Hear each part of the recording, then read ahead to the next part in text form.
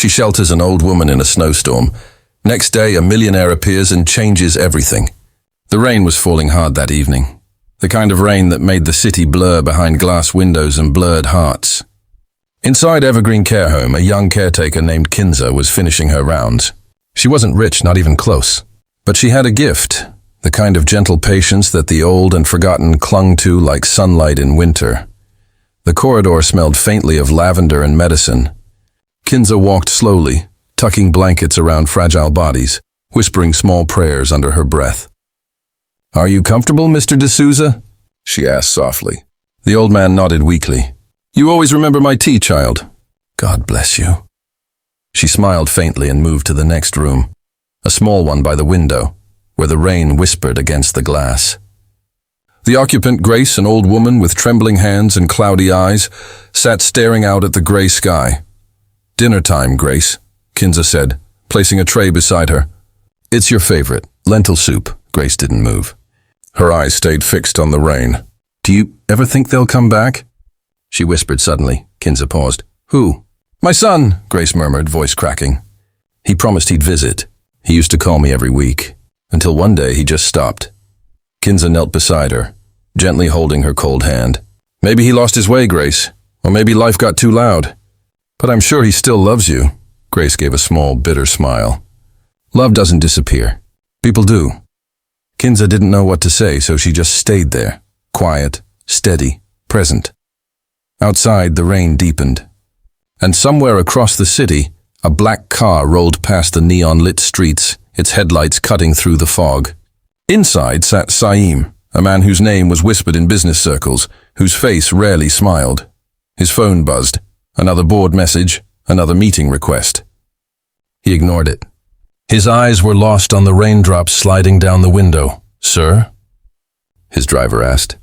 "Should we head to the dinner now?" Saim shook his head. "No, take me somewhere quiet." He didn't know why he said it, only that something inside him felt heavy that night. The city's noise no longer distracted him. Success felt empty. They drove aimlessly until a dim sign caught his eye.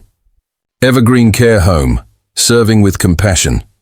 Something about that word, compassion, made him tell the driver to stop. The care home was quiet, except for the soft hum of an old piano playing from the common hall.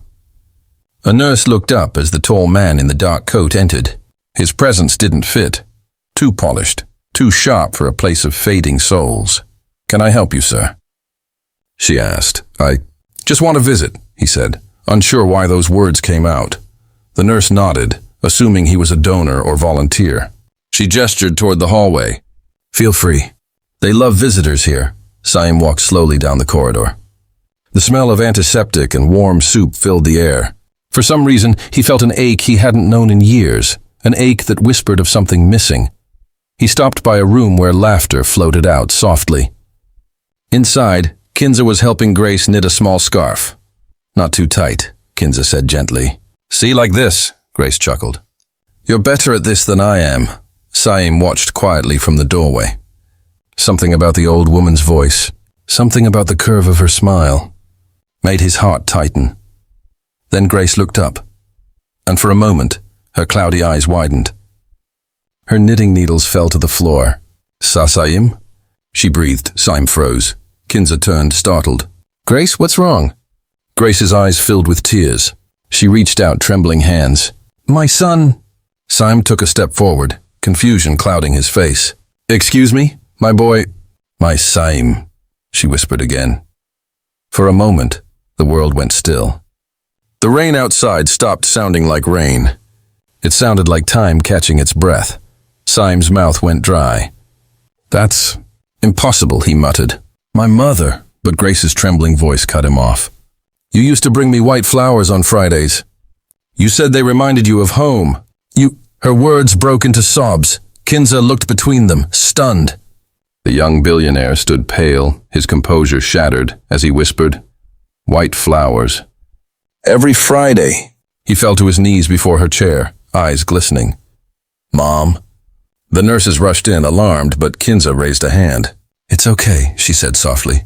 "Let them be." Saim's voice shook. How did you end up here?" "I searched for you for years." They told me you left the country. Grace wept, clutching his hands. I didn't, my boy.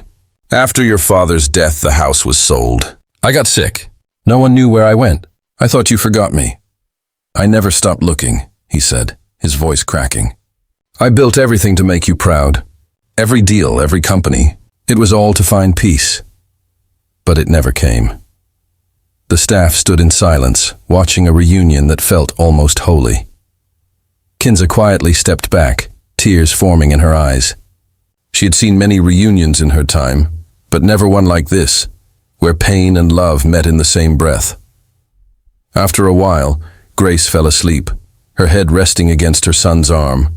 Saim sat beside her for hours, watching her breathe as if afraid she'd vanish again. Kinza brought him tea and whispered, "She talks about you every day. She never stopped believing you'd come." Saim looked up, eyes heavy with guilt. "You took care of her all this time?" Kinza smiled softly. "She took care of me too." That night, as Saim left the care home, the rain began again. Kinza walked him to the gate with an umbrella. "She's fragile," she said quietly. "Her heart's weak. But she's been waiting for peace. You gave her that tonight," Saim nodded, his jaw tightening. "No, you did. You gave her a home when I couldn't." Kinza shook her head. "I just do my job." He looked at her for a long moment. Really looked. Her shoes were worn, her coat old, but there was a strength in her eyes he hadn't seen in years. The kind of strength that doesn't come from power, but from compassion. "Do you believe in fate?" he asked suddenly. Kinza smiled faintly. "Only when it's kind." Saim's gaze lingered on her face as the rain drummed softly on the umbrella. "Maybe fate's trying to remind me of something tonight." Then he reached into his coat and handed her his card.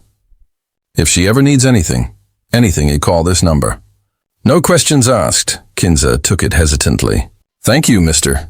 He paused, realizing he hadn't introduced himself properly. "Saim," he said simply, and with that, he stepped into his car and drove off into the rain, leaving behind a woman who had unknowingly opened a wound he didn't know still existed. That night, Saim couldn't sleep.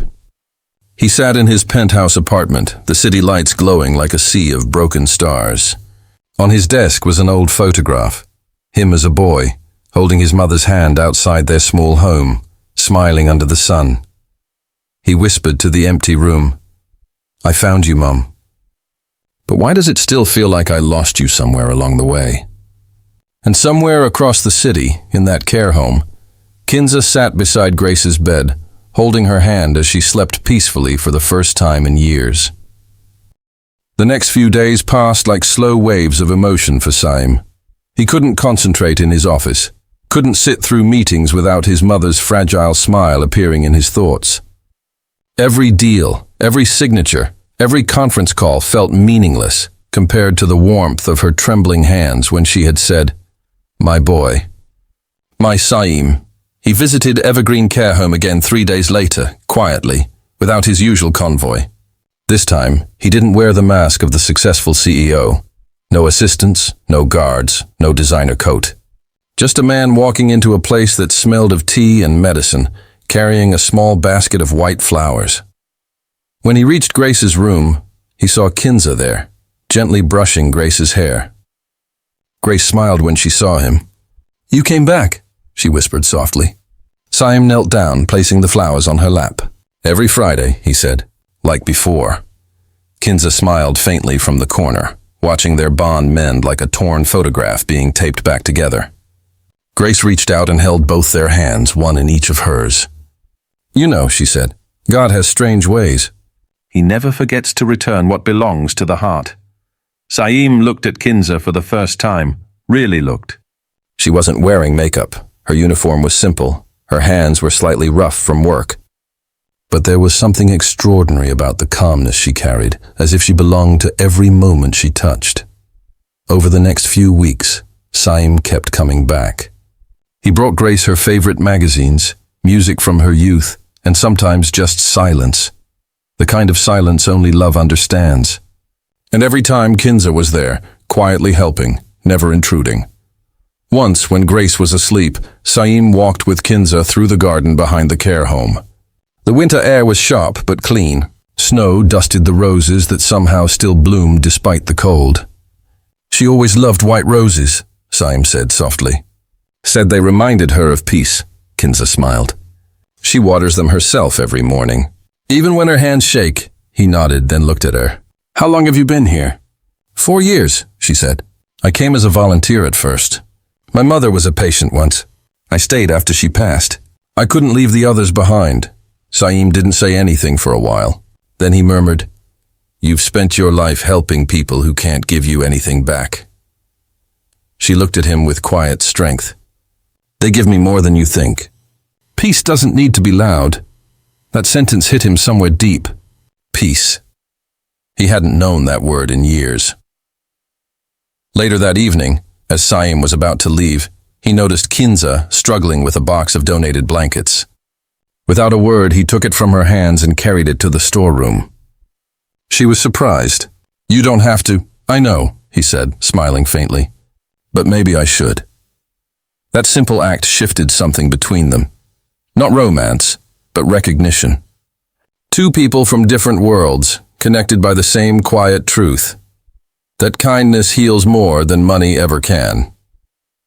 As the weeks turned to months, Grace's health improved slightly, but her heart grew weaker. The doctors advised against stress, so Saim stayed close, often working from a small corner in her room while Kinza brought tea and medicine. Grace would tease them both. "You two look like peace and patience sharing one cup of tea." They would laugh, but behind that laughter something beautiful was growing, a shared care that words couldn't define. One evening, when the sky was pale blue and the first flowers of spring appeared, Saim found Kinza sitting alone in the garden, reading to one of the older residents. The old woman's head rested on her shoulder, asleep halfway through the story. Saim stood quietly, watching. Something in that scene made his chest tighten. He realized how different her world was. She didn't need applause or headlines. She just existed for others, quietly, completely. When she finished reading, he said, "You could work anywhere, Kinza. Hospitals, private clinics, even abroad." "Why here?" She smiled. "Because here I can see life happening. Slow, raw, real. Out there, people run after something and forget to breathe." He looked at her for a long moment. "And you? Don't you have dreams?" She thought for a while. "Maybe just one. To never let my heart grow tired of being kind." That night, Saim returned to his apartment and sat in the dark, thinking about her words. He realized how far he had drifted from that kind of peace. His world was made of deadlines and deals, while hers was built on small acts of mercy. Yet somehow, she had more wealth in her heart than he had in all his accounts combined. The next morning, he made a quiet decision. Without telling anyone, he began funding repairs and upgrades for the care home. New beds, medical equipment, a small library. When Kinza saw the changes arriving one by one, she was stunned. "Who's doing all this?" she asked the supervisor. The supervisor smiled mysteriously. "A silent donor. Said it's a gift for the people who make this place home." Kinza's heart filled with gratitude. She had no idea it was Saim. But when she looked at him that evening and found him watching Grace play with the flowers, she saw something new in his eyes, a softness, a kind of redemption quietly unfolding. One day Grace took Kinza's hand and said, "Promise me, child, that when I'm gone, you'll still believe in kindness. It's the only thing that keeps the world gentle." Kinza promised, her eyes glistening, and as Grace smiled faintly and fell asleep, Saim stood at the doorway, listening, realizing something that both comforted and broke him. His mother had found peace because of this young woman, and perhaps he was beginning to as well. That night, as he left, the sky was clear for the first time in months. Stars shone over the care home's rooftop, and Saim, standing beside his car, whispered to himself, "Maybe this is where everything begins again." He didn't know then that fate was already preparing its next turn, one that would test the strength of every promise, every bond, and every act of kindness they had built together. The morning was unusually still. The sunlight crept through the thin curtains of Grace's room, landing on her pale hands folded over a book she hadn't finished reading. Kinza entered quietly, carrying a tray of warm soup and tea, humming softly like she always did. But something felt different. The air was heavy, like it carried news that hadn't yet been spoken. "Grace?" she whispered gently. The old woman stirred slowly, her eyes fluttering open. "Good morning, my dear." Her voice was weaker, softer than usual. Kinza smiled and adjusted her pillow. "You should rest more. You've been coughing all night." Grace nodded faintly, glancing toward the window where the first leaves of spring were swaying. "Do you hear that?" she asked. Kinza paused. "Hear what?"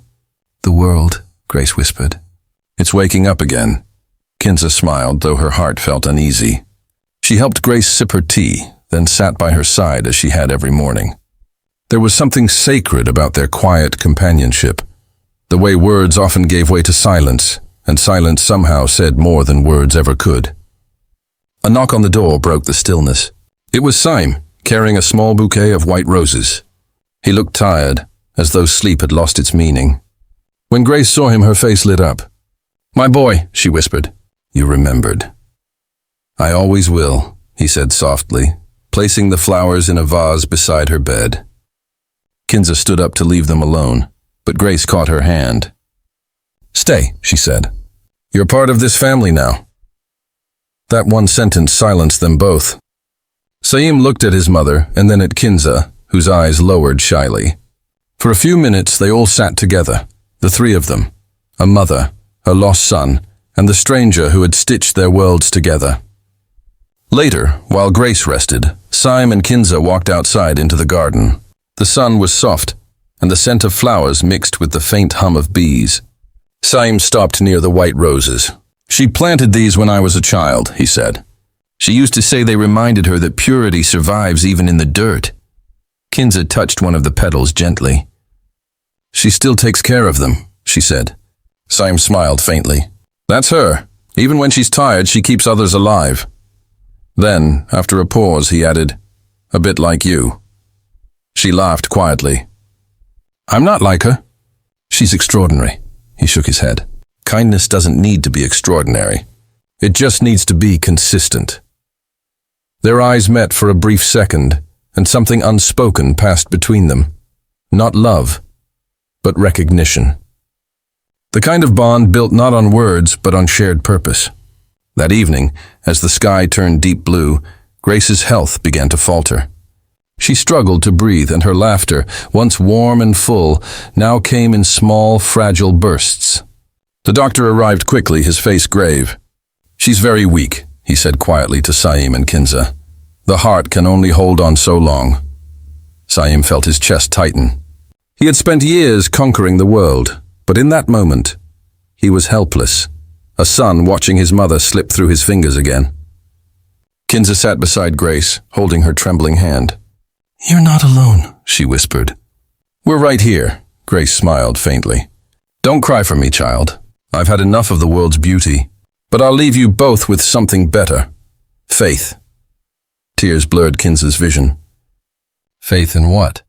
"In goodness," Grace said, her voice barely a whisper. "In the truth that everything you give returns to you in ways you can't imagine."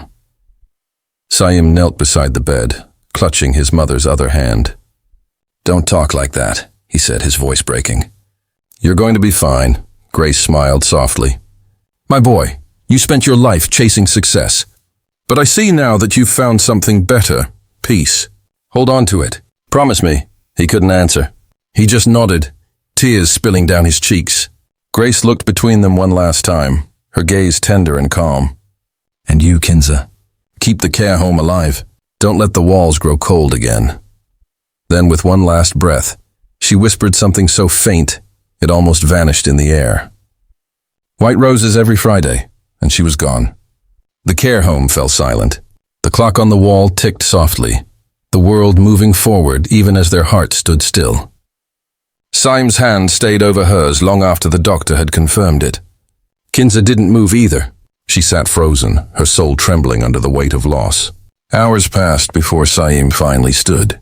He looked at Kinza with hollow eyes and said, "She was waiting for peace. You gave it to her." Kinza shook her head, crying silently. "No, she found it in you." He exhaled slowly, turning to the window. Then maybe we both helped her find it together.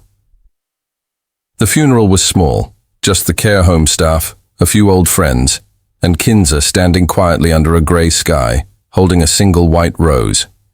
Saim stood beside her, expression unreadable. When the priest finished the final prayer, Saim stepped forward, kneeling beside the coffin, and placed the bouquet of white roses Grace had loved so dearly. "Rest easy, Mom," he whispered. "I'm home now." As they left the cemetery, Kinza noticed that the snow had begun to fall. Slow, gentle flakes drifting down over the graves. "It's like she's blessing the earth one last time," she said softly. Saim looked up at the sky. "Or maybe she's telling us to keep going."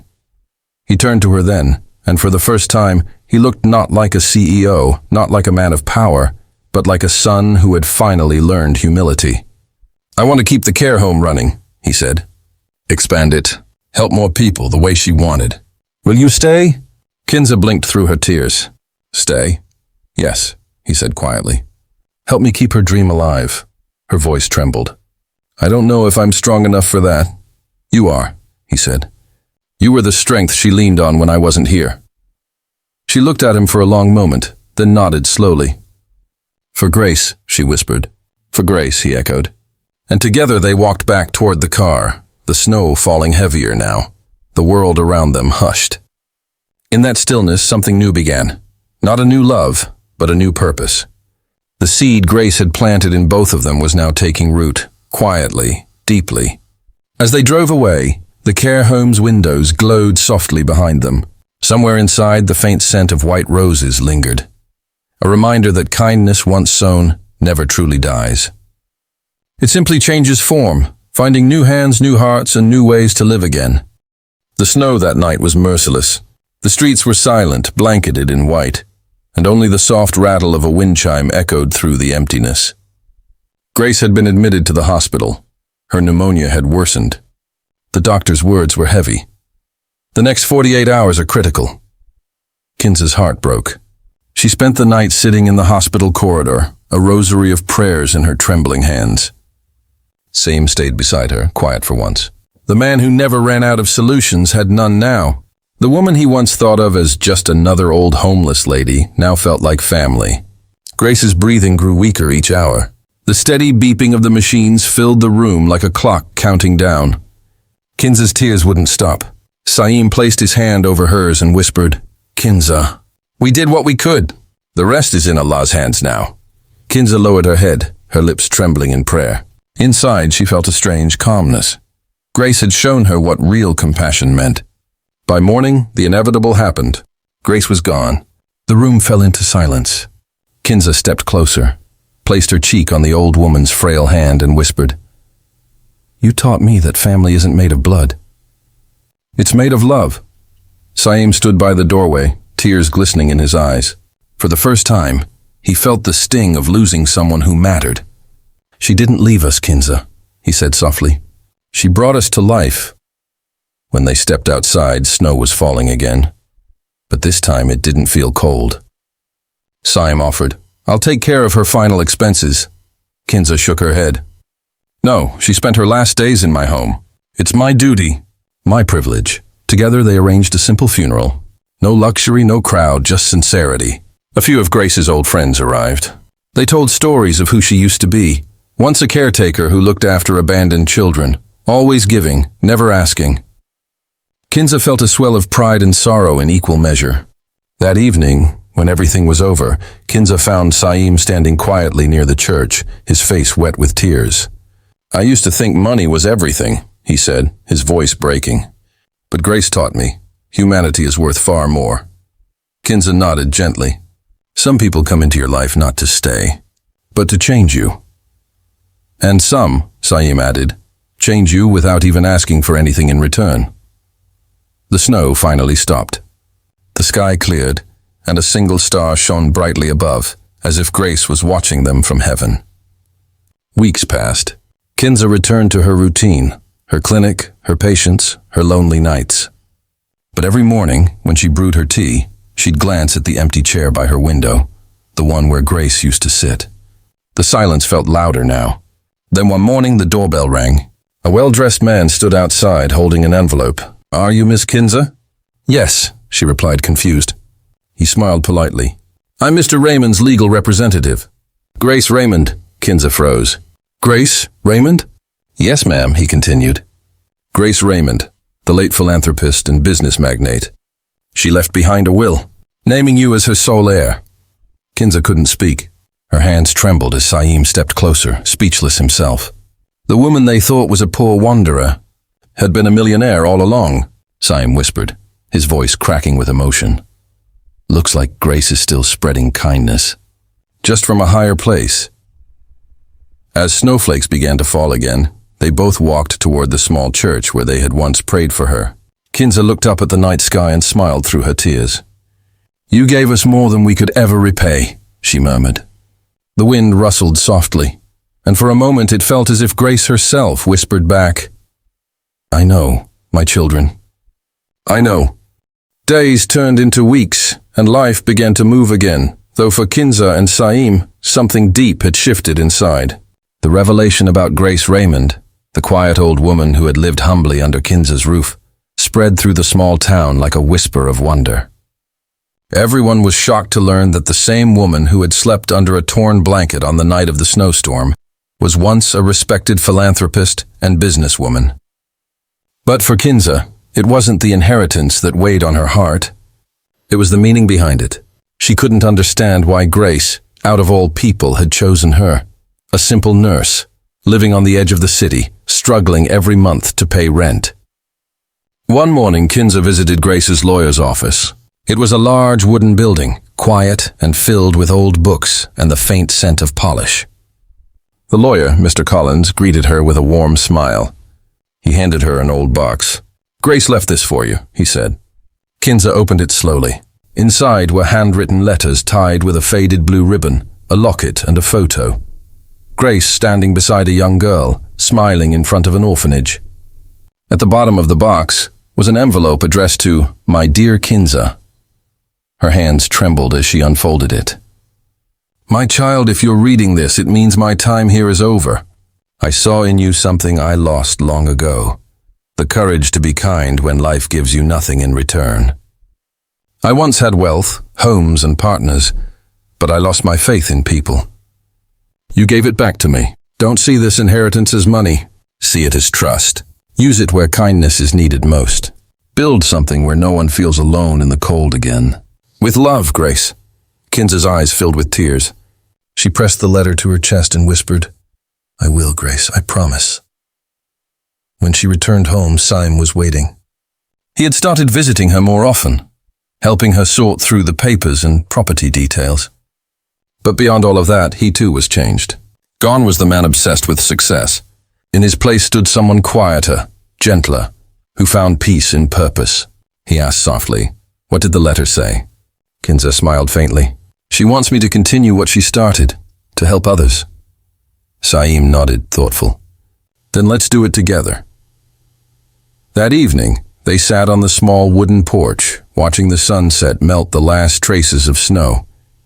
Saim told her, "When my company was at its lowest, I thought of shutting everything down. But now I think, maybe that company can serve something bigger than profit." Kinza turned to him. "Like what?" He smiled. "A foundation, a shelter, a place where no one has to choose between warmth and dignity." A spark ignited between them, not of romance, but of shared purpose. It was the same spark that Grace had lit inside both of them, burning quietly, deeply, like a lantern in the dark. Within months, the Grace Haven Foundation was established, a warm shelter and community home for the elderly and the homeless, built with part of Grace's fortune. Kinza became its heart, caring for everyone who came through those doors as if they were family. Saim used his business connections to secure funding, making sure it would never fall short of resources. The opening day was emotional. Snow fell lightly outside, just like the night Grace first entered Kinza's life. People from all walks of life attended, nurses, doctors, street vendors, and even former orphans who had once known Grace Raymond. As Kinza stepped forward to speak, her voice trembled. "She came to my home one night in a snowstorm," she said softly, "and left behind the warmth that still burns here today.